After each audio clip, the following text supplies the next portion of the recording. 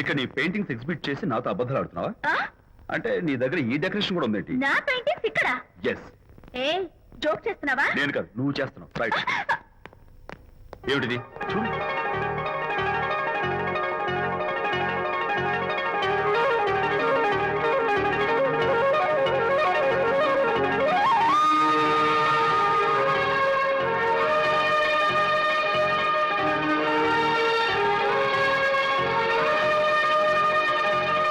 Vijay, Vijay, what is this?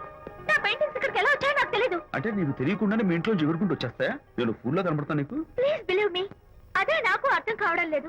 అదే అక్కడ fix అయ్యి. ఏయ్ అదిగో, ఆయన ఎగ్జిబిషన్ ఆర్గనైజర్. ఆహా. వెళ్ళి అడుగుదావరా? నాకేం పని, నువ్వు వెళ్ళి అడుగు. I would like to bite. I see. Pay చేసి తీసుకెళ్ళండి. Okay. Excuse me sir, yes. ఆ రోజు నాతో కుదరదు అన్నారు, మరి నా పెయింటింగ్స్ ఇక్కడికి ఎలా వచ్చాయి? అదే నువ్వు వెళ్ళాక విజయ్ వచ్చాడు. విజయ్? ఆ నీ పెయింటింగ్స్ అని ఎలాగైనా ఎగ్జిబిట్ చేయమని నన్ను కోరాడు. నేను కుదరదన్నాను. ఆఖరికి ఢిల్లీలో ఉన్న మా ఎండి గారికి ఫోన్ చేశాడు.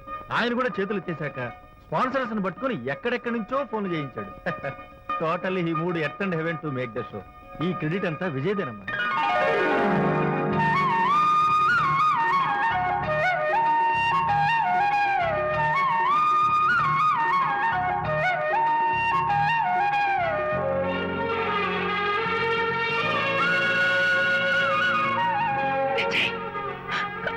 నిన్నేమనుకోవాలో తెలియటం లేదు. అప్పుడప్పుడు